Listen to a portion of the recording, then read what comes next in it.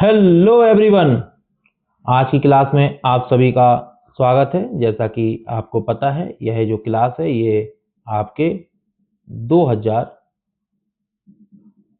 MCQ की class है, जो कि प्रीलिम्स 2026 को ध्यान में रखकर बनाई गई है।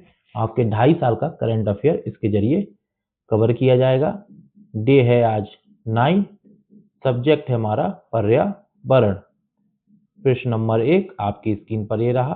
2.5 साल के अंदर जो भी करंट अफेयर पीवाईक्यू को देखकर एनालिसिस किया गया हमारी टीम द्वारा और जो बहुत ही महत्वपूर्ण है, उस पर यूपीएससी और स्टेट पीसीएस लेवल का करंट अफेयर बनाया गया है।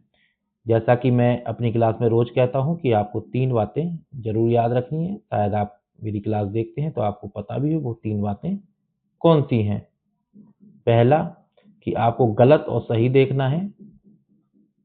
गलत और सही का जरूर देखना है कि यहां देखिए कि हमसे गलत पूछा है कि हमसे सही पूछा है। दूसरा, 100% सत्य है तभी उस चीज को आप सही माने, अन्यथा थोड़ा सा गैस भी करें चीजों पर ठीक है, ज्यादा गैस नहीं करना चाहिए क्योंकि गलती हो सकती है। और तीसरा, हम शब्दों पे कमांड करें, कम, अधिक, पूर्णतः, है ना, लगातार, इस तरीके जो शब्द होते हैं वो यूपीएससी में गलत कराते हैं। पहला हम पढ़ते हैं। हालिया सैटेलाइट डेटा के अनुसार अंटार्कटिका के ऊपर ओजोन छिद्र अपने अब तक के सबसे छोटे आकार में सिमट गया है। अब तक के सबसे छोटे आकार में सिमट गया है। चलिए दूसरा कथन पढ़ते हैं। मॉन्ट्रियल प्रोटोकॉल के तहत किगाली संशोधन विशेष रूप से ओजोन परत को नुकसान पहुंचाने वाले फ्लोरोकार्बन को चरणबद्ध तरीके से समाप्त करने के लिए है। तीसरा पढ़ते हैं। ओजोन छिद्र का आकार ध्रुवीय समतापमंडलीय बादलों की उपस्थिति से प्रभावित होता है। तो देखिए, इसमें मैं आपको बता दूं कि कथन तीसरा सही है, बाकी दोनों कथन गलत हैं। इसका आंसर ये है। अब आप कहेंगे सर ये दोनों क्यों गलत है, तो आपको पता है समय की कमी होने के कारण मैं यहाँ पे ज्यादा डिटेल में नहीं समझा पाता हूँ, इसलिए मैं जो व्याख्या है वो डिटेल में आपको देता हूँ। आप यहाँ से पूरा अच्छे से पढ़ सकते हैं। देखिए, अभी एक क्वेश्चन में ही हमारे 2 मिनट हो चुके हैं और हमें 20 मिनट में 20 क्वेश्चन करना है ना।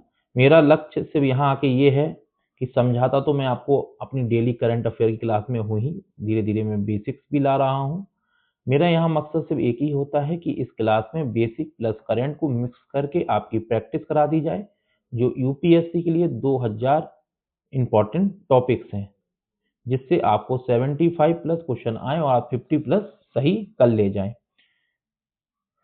सिक्स्थ मास एक्सटेंशन के संदर्भ में एंथ्रोपोसीन शब्द के बारे में विचार करें। ऐसे ही यूपीएससी पूछता है, बताइए इसका आंसर। यह वह युग है जिसमें मानवीय गतिविधियां पृथ्वी की भूविज्ञान और पारिस्थितिकी तंत्र पर प्रमुख प्रभाव डाल रही हैं। बात सत्य है। हाल ही में वैज्ञानिकों ने क्रॉफर्ड लेक कनाडा को इस युग के आधिकारिक प्रारंभ बिंदु के रूप में प्रस्तावित किया है। ये बात भी सत्य है। और अगर यूपीएससी इतना बड़ा क्वेश्चन नहीं पूछेगा तो आपसे डायरेक्ट ये पूछ सकता है पूरा बना के कि एंथ्रोपोसेन की क्रॉफर्ड लेक किस एक देश में है, तो आपको पता होना चाहिए कनाडा में है। पिछला 5वां मास एक्सटेंशन क्रिटेशियन पेलोजियन घटना थी जिसने डायनासोर को समाप्त कर दिया था। देखो, ये भी आपको याद रखना है पूरी लाइन। पीसीएस कई बार इस पे क्वेश्चन इस तरीके से बना चुका है और हमसे पूछा है सही, तो इसका सही आंसर सी है। बाकी आपको और डिटेल में पढ़ना है तो आप आराम से व्याख्या दे रखी है, डिटेल में आप पढ़ सकते हैं। क्वेश्चन नंबर 3 आपकी स्क्रीन पर ये रहा, बताइए इसका आंसर। यहाँ देखिए, आप जितने भी क्वेश्चन देख रहे होंगे सब यूपीएससी स्टैंडर्ड के ही देख रहे होंगे और पीसीएस के, और बहुत ही आप देख रहे होंगे जो आप पीवाईक्यू करते हैं या आप करने का प्रयास करेंगे तो बहुत जो ज्यादा इंपॉर्टेंट टॉपिक है इसी तरीके से आपको क्वेश्चन एग्जाम हॉल में दिखेंगे। ये पहले यहाँ पे हमने देखिए सत्य ही पूछा है, सत्य ही बताना है। बताइए इसका आंसर, क्वेश्चन आपके सामने है। क्लाउड सीडिंग आपने कई बार सुना हो, और सिल्वर आयोडाइड के पर्यावरणीय प्रभाव क्या होते हैं, इफेक्ट क्या होते हैं। तो यह प्रक्रिया केवल ठंडे बादलों में ही प्रभावी होती है? देखिए, हमेशा एक बात याद रखिएगा कि केवल हर एक स्थिति में गलत नहीं होता है, कुछ स्थितियों में सही होता है। इसलिए जब कुछ स्थितियों में सही होता है, तो उस चीज़ को हमें बिल्कुल याद कर लेना चाहिए, ठीक है? तो ये बात मैं आपको बता दूँ, ये बात बिल्कुल सत्य है, पर 99% केवल समझ के इसको काटेंगे और बी आंसर देंगे, जो कि आंसर गलत होगा। मैं आपको बताने का प्रयास करूँगा। इसी तरीके से यूपीएससी भी आपके साथ खेलता है। सिल्वर आयोडाइड की अधिक सांद्रता जलीय जीवों के लिए विषाक्त हो सकती है? यस। हाल ही में संयुक्त अरब अमीरात में आई बाढ़ का मुख्य कारण केवल क्लाउड सीडिंग को माना गया है? नहीं, ऐसा नहीं है। ये इसका सत्य है। तो इसी तरीके से आप देखेंगे, अब मान के चलिए यूपीएससी में आपके सामने एक क्वेश्चन आ जाता, आप क्लास में ये क्वेश्चन नहीं कर रहे हो। आप मेरी उन 3 बातों को याद नहीं रख रहे हो, तो क्या आप कितने परसेंटेज चांस थे आपके इसको सही करने के? आप दिल से बताइएगा। ये जो लाइन है ये एनसीईआरटी से है, पहले मैं आपको बताने का प्रयास करूँगा। इसलिए इन लाइनें मैं रखता हूँ क्योंकि एनसीईआरटी से जो करंट का होता है उससे चीज़ें लिंक कर दी जाती हैं। बाकी व्याख्या आप डिटेल में पढ़िए। मैं तो कहता हूँ अगर आप बेसिक भी नहीं पढ़ रहे हैं, मेरे 2000 एमसीक्यू की सीरीज को बहुत लगन से कर रहे हैं, दिन में 3-4 बार रिवीजन कर ले रहे हैं पीडीएफ से और अच्छे से रिवीजन कर रहे हैं, 5-5 6-6 बार भी कर ले रहे हो ना, मैं बता रहा हूँ, इतनी मेरी तो गारंटी है पेपर फर्स्ट में 75 क्वेश्चन आपको प्रत्यक्ष या अप्रत्यक्ष रूप से दिखेंगे, जिसमें से आप 50 प्लस सही कर ले जाओगे बस। पेपर निकालने की गारंटी तब लेता हूँ पूरी जब आप सीसेट को बहुत अच्छा कर लीजिए। सीसेट में कम से कम 4 से 5, 5 से 6 घंटे दीजिए, जिसमें रीजनिंग कॉम्प्रिहेंशन पर अधिक फोकस करिए और मैथ के परसेंटेज और नंबर सिस्टम फोकस टॉपिक को लीजिए और अच्छे से फोकस करिए। हमसे पूछा है यहाँ सही, गोल्डन नैनो पार्टिकल्स का उपयोग प्रदूषण नियंत्रण में कैसे किया जा सकता है? देखिए, इसी तरीके से यूपीएससी पूछता है क्योंकि उसे अनुप्रयोग, प्रयोग, इफेक्ट ये सब पे, क्योंकि आप मेंस का पेपर देने जाओगे प्री क्रॉस करके, तो आपको पता होना चाहिए कि ये चीज़ किस तरीके से इफेक्ट डालेगी, इसका कैसे-कैसे अनुप्रयोग होगा, वो यही जानने का प्रयास करते हैं आपका पहले पेपर में एग्जामिनर। चलिए बताइए इसका आंसर, ये औद्योगिक अपशिष्ट जल से भारी धातुओं को सोखने के लिए उत्प्रेरक के रूप में कार्य करते हैं। हाँ, बात सही है, इस चीज़ को याद रखिएगा। इनका उपयोग वायु से कार्बन मोनोऑक्साइड को सीधे हटाने के लिए किया जाता है। बताइए, किया जाता है क्या? ये एनसीईआरटी की लाइन है, अच्छे से पढ़ी है आपने। हाँ, किया जाता है।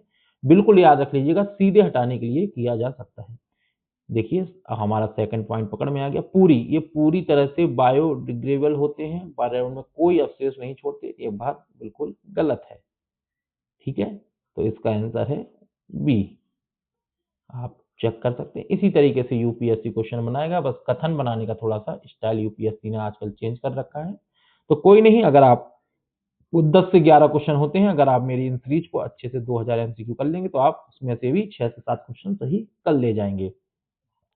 तो दिखते बड़े हैं, होते आसानी है। पैटर्नल वेटलैंड जो हाल ही में भीषण आग के कारण चर्चा में था, कहाँ स्थित है? बताइए, कहाँ स्थित है ये? दक्षिण अमेरिका के ब्राज़ील, पैराग्वे और बोलिविया में। देखो, ये तो मैंने डायरेक्ट पूछ लिया। यूपीएससी ऐसे पूछ सकता है कि पैटर्नल वेटलैंड जो हाल ही में भीषण आग के कारण चर्चा में था, वो किन देशों की सीमा पर स्थित है? तो याद रखना, ब्राज़ील, पैराग्वे, बोलिविया, है ना? बहुत इंपॉर्टेंट है। ये रहा आपका सही तरीके से व्याख्या। इस व्याख्या को अच्छे से आप पढ़ लीजिएगा, है ना? चलिए, बताइए इसका आंसर। 6 नंबर क्वेश्चन आपके सामने। ई कचरा प्रबंधन संशोधन नियम 2024 के तहत सोलर फोटोवोल्टिक पैनल के बारे में क्या प्रावधान सही है? तो आप देखिए, मैं तो 2024 लिख दे रहा हूँ, चीजें कर दे रहा हूँ, क्योंकि पर यूपीएससी ऐसा नहीं करेगा। मुझे आपको दिखाना है कि करंट अफेयर जो शामिल है वो 3 साल, 3.5 साल, वो 2.5 साल और 3 साल के लमसम का करंट अफेयर में शामिल कर रहा हूँ, ठीक है? बताइए इसका आंसर। जो लंबे समय से चलते हैं यूपीएससी वही पूछने का प्रयास करता है। यहाँ पूछा है कथन सही, सोलर पैनलों को ई कचरे की परिभाषा से बाहर रखा गया है। बताइए क्या होगा इसका आंसर। सोलर पैनलों को ई कचरे की, थोड़ा सी आवाज आ रही होगी, इन्वर्टर की आवाज है, लाइट गई है ना। पैनल निर्माताओं के लिए विस्तारित निर्माता उत्तरदायित्व लक्ष्य निर्धारित किए गए हैं, बात सत्य है। इसमें केवल घरेलू स्तर पर उपयोग किए जाने वाले पैनल शामिल हैं, वाणिज्यिक नहीं। ये बात है गलत, हमसे पूछा है सही, तो बी ऑप्शन इसका सही होगा।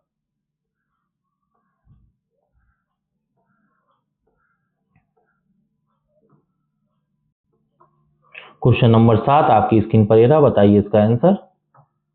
बायो डाइजेस्टर तकनीक के संदर्भ में निम्नलिखित कथनों पर विचार कीजिए। अब समय हो चुका है थोड़ा ज्यादा, स्पीड थोड़ा हमें पकड़ना होगी। बताइए इसका आंसर। यह प्रक्रिया पूरी, देखो शब्दों को पकड़ो, तरह से वायवीय है, गलत बात है, ऐसा नहीं है। यह मानव अपशिष्ट को पानी और मीथेन गैस में बदल देती है, बायोडाइजेस्टर। बताइए इसका। हाँ, ये बात सत्य है। डीआरडीओ द्वारा विकसित बायोडाइजेस्टर का उपयोग सियाचिन जैसे उच्च तुंगता वाले क्षेत्रों में किया जा सकता है, ये बात भी सत्य है, बी इसका आंसर है। ये 5 स्टार में मैं रखूंगा, अच्छे से इसको पढ़िएगा। चलिए क्वेश्चन नंबर 8 आपकी स्क्रीन पर, बताइए इसका आंसर। फॉरेस्ट लैंडस्केप रिस्टोरेशन के लिए बॉन चैलेंज के तहत भारत का क्या लक्ष्य है। पहले तो बात तो बॉन चैलेंज भी आपको पता होना चाहिए, ये सब आपको यहाँ से पता लग जाएगा। बताइए इसका आंसर। हमसे पूछा है सही, 2030 तक 26 मिलियन हेक्टेयर खराब भूमि को बहाल करना है। देखिए पीसीएस में डायरेक्ट लक्ष्य पूछे जा सकते हैं, ये हमारे बॉन चैलेंज है सारे।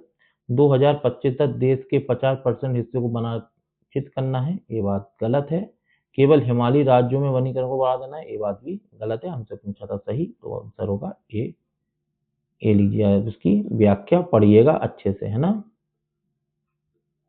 क्वेश्चन नंबर 9 आपकी स्क्रीन पर रहा, बताइए इसका आंसर। आर्कटिक एम्प्लीफिकेशन शब्द का क्या अर्थ है, इसी तरीके से यूपीएससी पूछते हैं, बताइए जल्दी बताइए। ये सब बहुत इंपॉर्टेंट क्वेश्चन है, आप अगर कर रहे होंगे तो आपको भी ये एहसास हो रहा होगा जब आप पीवाईक्यू देखते होंगे। बताइए इसका आंसर क्या होगा। आर्कटिक क्षेत्र में ओजोन परत का मोटा होना, हमसे पूछा है, सही बताना है हमको, ये बात गलत है। एम्प्लीफिकेशन का मतलब ये नहीं है। आर्कटिक महासागर शेष विश्व की तुलना में आर्कटिक क्षेत्र का अधिक तेजी से गर्म होना, हाँ। आर्कटिक एम्प्लीफिकेशन यह है, आर्कटिक महासागर में जहाजों की आवाजाही में वृद्धि, नहीं, ये भी नहीं है, तो इसका आंसर बी है ओनली। ठीक है, बिल्कुल याद रखना, इसी तरीके से पूछा जाएगा आपसे। अवधारणा भी कभी कभी शब्दों पे पूछ ली जाती है यूपीएससी में। इन 10वां नंबर का क्वेश्चन आपकी स्क्रीन पर, बताइए इसका आंसर। सल्फर हेक्साफ्लोराइड के संदर्भ में निम्नलिखित कथनों पर विचार कीजिए। यह बिजली के उपकरणों जैसे स्विच गियर में उपयोग की जाने वाली एक ग्रीन हाउस गैस है, बात सत्य है। इसकी global warming potential carbon dioxide की तुलना में 23,000 गुना अधिक है, हमसे पूछा है सही, हमें सही आंसर देना है। हाँ, ये बात भी सत्य है। यह वातावरण में केवल 10 से 20 वर्ष तक जीवित रहती है, नहीं, कब तक जीवित रहती है यह जानने की उत्सुकता अगर आपके अंदर है। इसका आंसर पहले मैं बता दूं, बी है, इसका आंसर बी है। अब देखिए यहाँ पे मैं डिटेल देता हूँ, अच्छे से आप पढ़िए।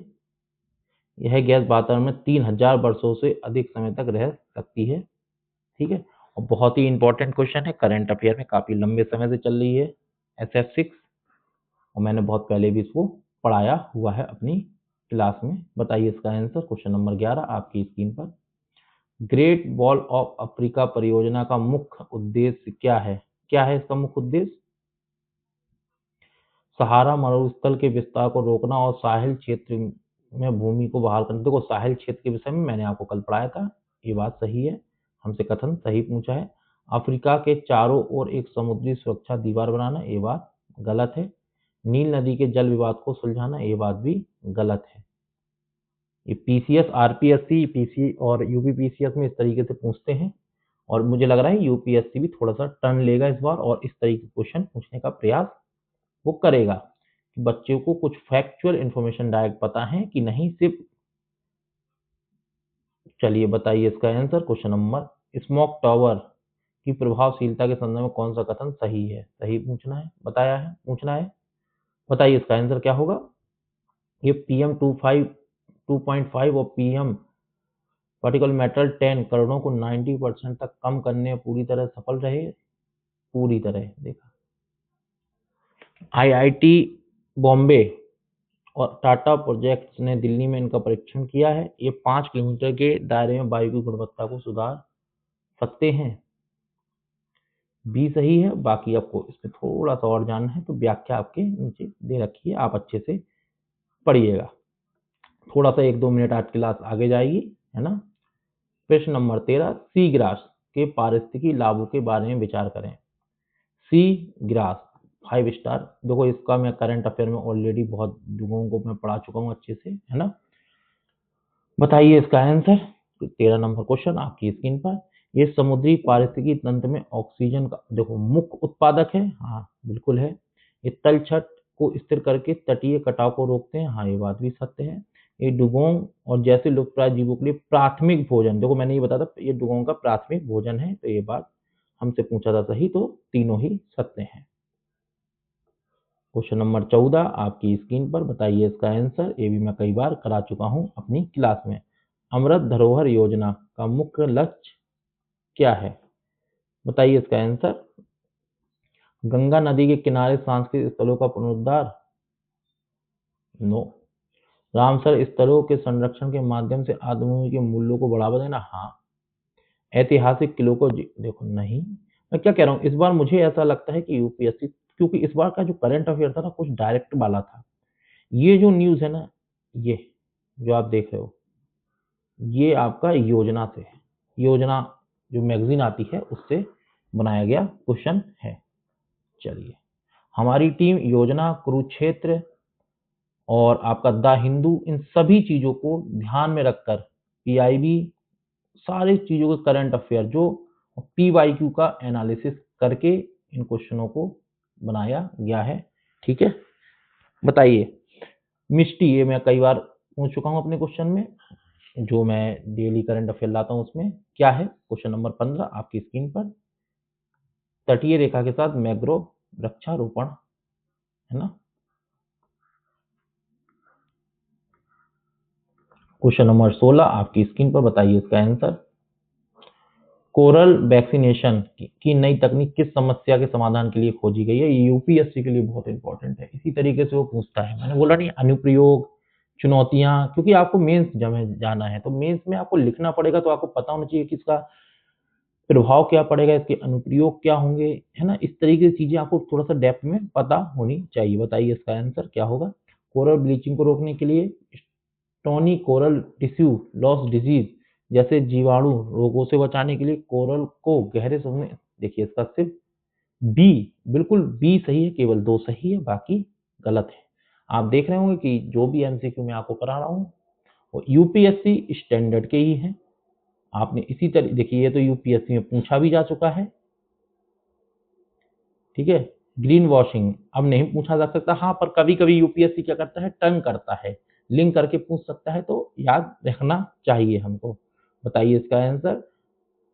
कपड़ों को पारदर्शी और अनुकूल तरीके से धोना कंपनियों द्वारा अपने उत्पादों को वास्तव में होने की तुलना में अधिक, देखिए इसका भी सही है। रिमाइंड थोड़ा सा करा देता हूँ, यूपीएससी ऑलरेडी पूछ चुका है।